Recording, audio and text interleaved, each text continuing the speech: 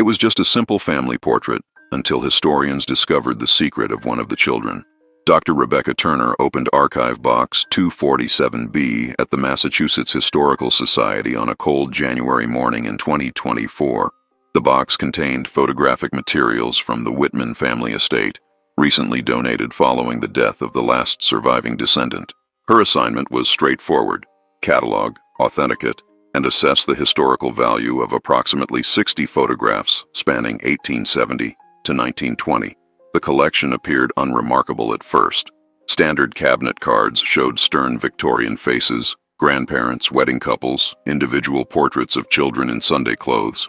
Each photograph followed the conventions of its era: formal poses, dark backgrounds, subjects positioned to minimize movement during long exposures. Then Rebecca encountered item 17.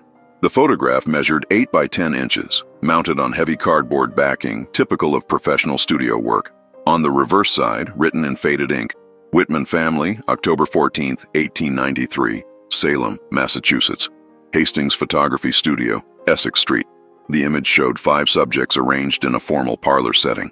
A man and woman, both appearing to be in their mid-30s, occupied chairs positioned slightly apart. The woman sat on the left, the man on the right. Between them stood 2 boys, the taller approximately 10 years old, the shorter perhaps 8. Both wore dark suits with white-collared shirts.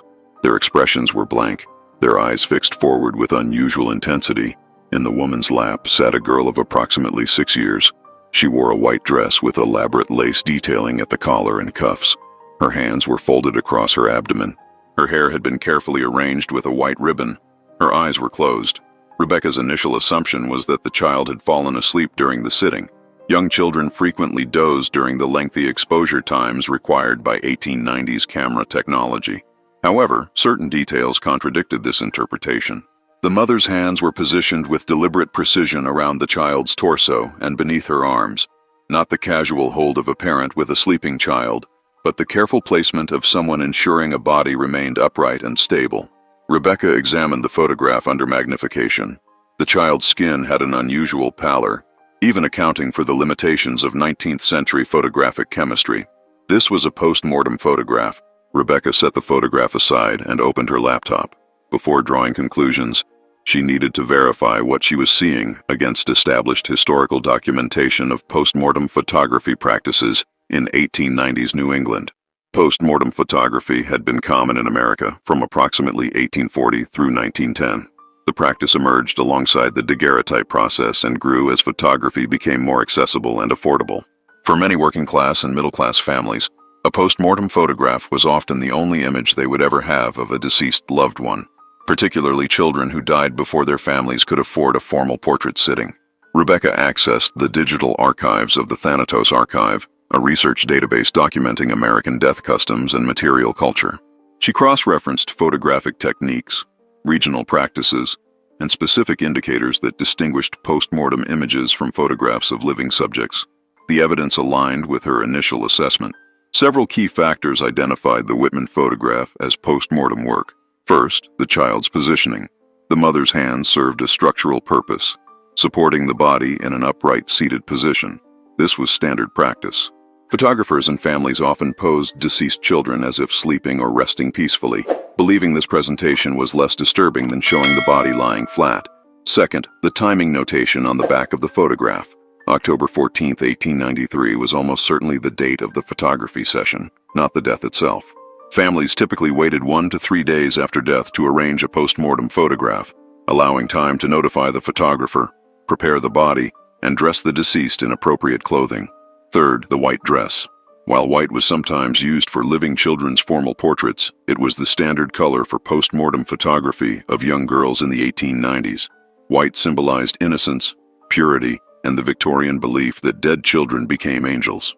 Rebecca returned to the physical photograph, examining it through a jeweler's loupe at 10 times magnification. She could now see additional details invisible to the naked eye. Under magnification, the photograph revealed specific technical characteristics consistent with post-mortem photography of the period. Rebecca documented each detail systematically, photographing the image with her high-resolution digital camera and making notes in her conservation log. The child's face showed no motion blur whatsoever, unusual even for a sleeping child. who would typically shift slightly during the 30 to 60-second exposure time required by cameras in 1893. The complete absence of any blur suggested absolute stillness achievable only by a deceased subject. The eyes were closed, but the eyelids had a flattened appearance. Rebecca knew from her research that Victorian mortuary practice sometimes involved placing cotton or small coins on the eyelids of corpses to keep them closed. The slight depression visible in the photograph indicated this technique had been used. Most tellingly, the child's hands showed a specific positioning. They were folded across the abdomen with fingers interlaced, a pose that required deliberate arrangement. A sleeping child's hands would typically fall naturally to the sides or rest loosely in the lap. This formal arrangement was characteristic of mortuary preparation. Rebecca examined the studio notation again. Hastings Photography Studio had operated on Essex Street in Salem from 1889 to 1902. She cross-referenced the name against local business directories and found that Thomas Hastings had advertised memorial portraiture as one of his specialties, a common euphemism for post-mortem photography. She needed more context. Who were the Whitmans? What had caused this child's death? And why had this photograph survived for 131 years, preserved carefully enough to end up in a historical society's collection? Rebecca returned to the archive box and began searching for additional materials that might provide answers. Beneath layers of tissue paper, she found a leather-bound book, approximately 5 by 7 inches, with a brass clasp. The cover was embossed with faded gold lettering, Family Record. She opened it carefully.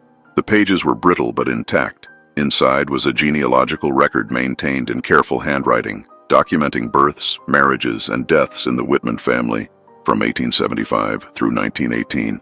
She turned to the entries from 1893. The genealogical record was organized chronologically, with each entry dated and written in the same careful script. Rebecca recognized the handwriting style as typical of educated women in the late 19th century. Formal, precise, with elaborate capitals and consistent spacing. She located the year 1893 and found the entry she was looking for. October 11, 1893. Our beloved daughter, Anna Louise Whitman, departed this life at age 6 years and 4 months. Cause, diphtheria. She passed peacefully at home in the presence of her mother, father, and brothers Thomas and William. Dr. Horace Fletcher attending. Burial, October 13th, Harmony Grove Cemetery, Salem. May the Lord grant her eternal rest. 3 days between death and burial was standard for the period. The photograph had been taken on October 14th, 1 day after the burial. This detail surprised Rebecca. Most post-mortem photographs were taken before burial, while the body was still at home. Photographing the family after the burial suggested a different purpose, not memorializing the deceased child's physical appearance, but documenting the family's grief and creating a record of them all together, united in mourning. Rebecca continued reading the family record. The next entry was dated November 1893. This month has been the darkest of our lives. Anna's absence is felt in every corner of our home. Thomas, age 10, has become withdrawn and speaks little. William, age 8, wakes crying in the night, calling for his sister. My husband Robert works long hours at the mill and returns home exhausted, unable to speak of his sorrow. I find myself standing in Anna's room, holding her dresses, unable to accept that she will never wear them again. The entries continued through the winter of 1893-1894, documenting the family's struggle with grief. The mother, Rebecca, checked the front of the book for the name. Margaret Whitman wrote about the difficulty of maintaining household routines, the silence at the dinner table where Anna had sat, the painful experience of seeing other children Anna's age playing in the street. Then, in March 1894, Margaret wrote something that caught Rebecca's attention. Today, I took out the photograph Mr. Hastings made of our family. I had not been able to look at it since it was delivered in November. Rebecca needed to understand more about Thomas Hastings and his photography practice. Post-mortem photography had been a legitimate and respected service in the Victorian era, but individual photographers approached it differently. Some specialized in it, advertising memorial portraiture prominently.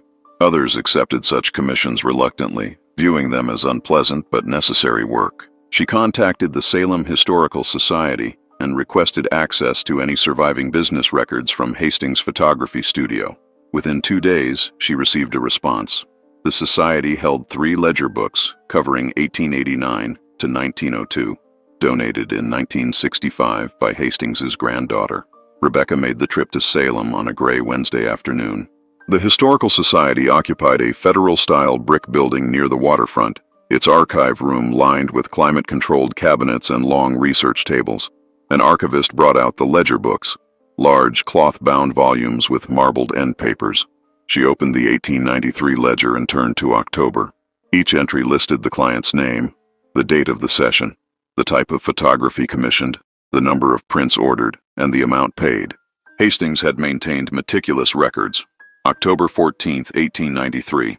Whitman, Robert, family memorial portrait. 5 subjects, 2 8x10 prints, 4 cabinet cards. Total, $12 paid in full. $12 was a significant sum in 1893, roughly equivalent to $300 in modern currency. The Whitmans had not been wealthy, based on other evidence in their family records, but they had spent a substantial portion of their income on this photograph. Rebecca continued examining the ledger. Hastings had photographed approximately 6 to 8 memorial portraits per year between 1889 and 1902.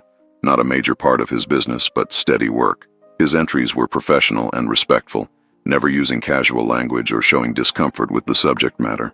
At the back of the 1893 ledger, Rebecca found something unexpected, a separate section titled Personal Notes and Observations. Here, Hastings had recorded brief comments about particularly memorable sessions or technical challenges. Under October 14th, he had written, "The Whitman sitting. The mother could barely hold herself together. The father spoke not one word. The boys stood like statues. I have photographed many grieving families, but rarely have I seen such profound sorrow." To fully understand the context of Anna Whitman's death and her family's response, Rebecca researched diphtheria's impact on American families in the 1890s. The disease had been one of the leading causes of childhood death in the late 19th century, particularly affecting children between the ages of 2 and 10. Diphtheria was a bacterial infection that attacked the throat and airways, forming a thick gray membrane that could suffocate victims. It spread rapidly through communities, often striking multiple children in the same family. Mortality rates ranged from 30 to 50% before the development of antitoxin treatments in the mid-1890s. Rebecca accessed medical records from Salem's Public Health Department, archived at the Massachusetts State Library. In October 1893, Salem had experienced a significant diphtheria outbreak. Between September and December, 43 cases were reported in the city, with 18 deaths, all but 3 of them children under age 12. The public health reports described the outbreak's progression through working-class neighborhoods near the textile mills. The Whitman family's address, which Rebecca found in the 1893 city directory, was located in one of the affected areas. Contemporary medical literature revealed the traumatic nature of diphtheria death. Children often suffered for 5 to 7 days, struggling to breathe as the membrane thickened in their throats. Families watched helplessly as their children suffocated slowly. Doctors could do little beyond attempting to remove the membrane mechanically, a painful and usually unsuccessful procedure.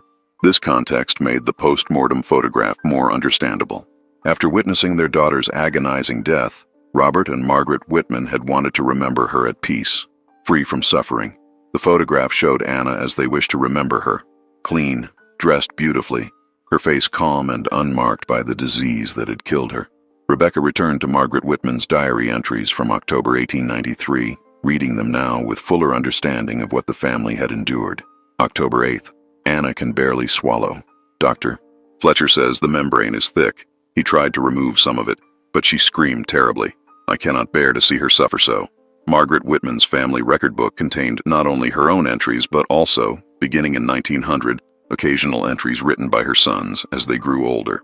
Rebecca found these later additions while examining the full contents of the record book. In 1903, Thomas Whitman, then 20 years old, had written a retrospective entry about his sister's death and its impact on the family. I am 20 now, and 10 years have passed since Anna died. I can still remember everything about that October. I remember the sound of her coughing, the way Mother cried when the doctor said there was nothing more he could do, the smell of carbolic acid they used to disinfect the house after she died. I remember standing in Mr. Hastings's photography studio 3 days after the funeral, wearing my Sunday suit, trying not to look at Anna sitting in Mother's lap. I knew she was dead, but she looked almost alive, just sleeping. That photograph hangs in our parlor now.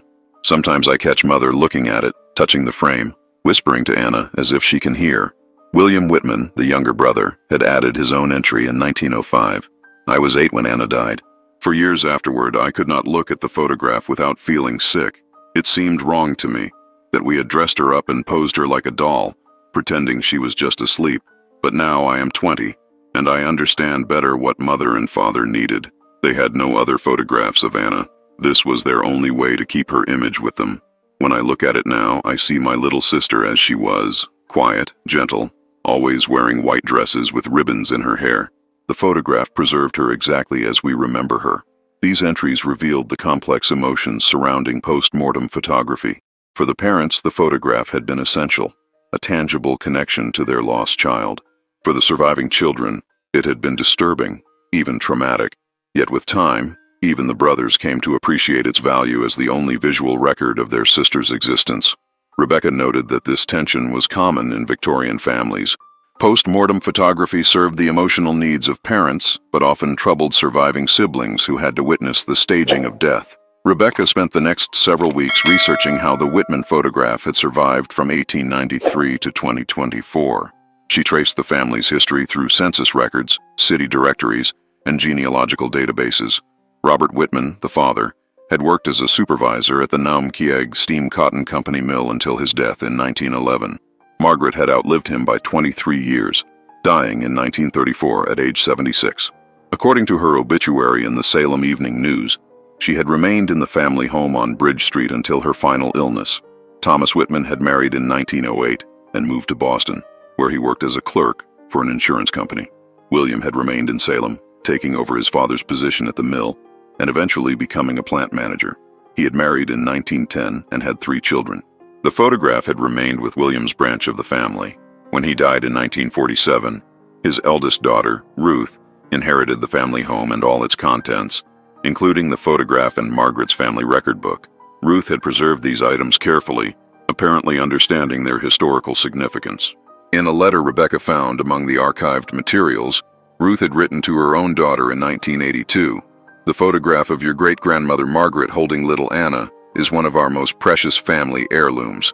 I know it seems strange to modern eyes. Why would anyone photograph a dead child? But you must understand that in 1893, most families had no photographs at all. When a child died, there was no image to remember them by, no face to recall as the years passed. This photograph was my grandmother's most treasured possession. She looked at it every day of her life after Anna died. When she became elderly and her memory began to fail, she could no longer remember many things, but she never forgot Anna's face, because she had this photograph to look at." Ruth had died in 1995. Her daughter had kept the photograph and family records until her own death in 2023, at which point the entire collection had been donated to the Massachusetts Historical Society. 131 years after it was taken, the photograph of Anna Whitman and her grieving family had found a permanent home. Rebecca began preparing her formal assessment report for the Massachusetts Historical Society, analyzing the Whitman photograph's historical and cultural significance. Post-mortem photography had largely disappeared from American culture by 1920, making surviving examples like this one valuable primary sources for understanding 19th century attitudes toward death, mourning, and memory. The Victorian era had been characterized by elaborate mourning customs. Death was not hidden away in hospitals and funeral homes as it would be in the 20th century. It occurred at home, with family members present.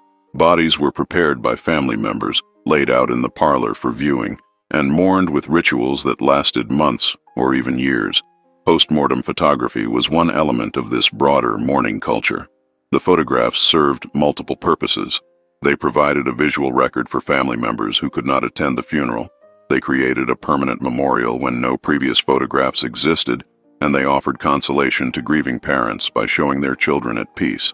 The Whitman photograph was particularly significant because it documented not just the deceased child, but the entire family's grief. The composition of the image, mother holding the dead child, father sitting apart in isolated sorrow, brothers standing rigidly with traumatized expressions, captured the devastating impact of childhood death on 19th century families. Rebecca noted in her report, "This image serves as a historical document of the diphtheria epidemic that swept through Salem in 1893, the limited medical interventions available at the time, and the emotional toll of childhood mortality on working-class families." The accompanying family record book provides rare first-person documentation of grief, mourning practices, and the long-term psychological impact on surviving family members. She recommended that the photograph be included in the Society's permanent exhibition on 19th-century New England family life, with interpretive materials explaining post-mortem photography practices and their cultural context. The Society's curator agreed. The photograph would be displayed with appropriate sensitivity, acknowledging both its historical importance and the genuine human tragedy it represented. 6 months after discovering the Whitman photograph, Rebecca stood in the Massachusetts Historical Society's newly opened exhibition, Faces of the Past, Photography and Memory in 19th-Century New England. The Whitman family portrait occupied a central position, mounted in a climate-controlled case with accompanying text panels explaining post-mortem photography practices. The exhibition designers had handled the image respectfully, providing context without sensationalizing. The text panel read, "Post-mortem photography was a common practice in Victorian America, particularly for families who had lost children. Between 1840 and 1910, these photographs served as treasured mementos for grieving parents who often had no other images of their deceased children." This 1893 portrait shows the Whitman family of Salem, Massachusetts, one day after burying their 6-year-old daughter Anna, who died of diphtheria during a citywide epidemic. The photograph, commissioned from a local studio, was kept by the family for over a century and represents both a private moment of grief and a broader historical reality. Childhood mortality was common, and families developed cultural practices to cope with devastating loss. Visitors moved slowly past the exhibit, many stopping to read the full story. Rebecca watched their reactions, initial surprise at learning the child was deceased, followed by visible emotion as they read Margaret Whitman's diary entries, displayed in transcription beside the photograph. An elderly woman stood before the image for several minutes, then turned to her companion. "My great-grandmother had a photograph like this," she said quietly. "A baby who died in 1887. I always wondered why they would photograph a dead child. Now I understand. It was the only way to keep that child's memory alive." This, Rebecca realized, was the value of preserving and interpreting historical photographs like the Whitman portrait. They allowed contemporary viewers to understand past experiences that seemed foreign or unsettling, to recognize the universal human need to remember loved ones, and to appreciate how different eras developed different cultural practices to address the same fundamental aspects of human existence: love, loss, grief, and memory. The photograph of Anna Whitman, her small body held carefully by her mother, her face peaceful in death, her family's grief visible in every detail of the composition, had transcended its original purpose. It had become a historical document, an educational resource, and a reminder that behind every old photograph was a real family who loved, suffered, and found ways to preserve what mattered most to them. Anna Louise Whitman had died at age 6 in October 1893, but 131 years later, her image remained, allowing her to be remembered not just by her descendants, but by anyone who took the time to look at her face and understand the story it told.